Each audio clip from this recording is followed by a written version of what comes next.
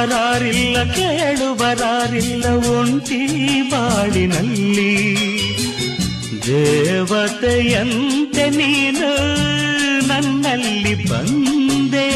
ಹೃದಯ ಅರಳಿತು ಮನಸ್ಸು ಕುಣಿಯಿತು ಈ ಸವಿ ಮಾತನು ಕೇಳಿ, ಈ ಸವಿ ಮಾತನು ಕೇಳಿ.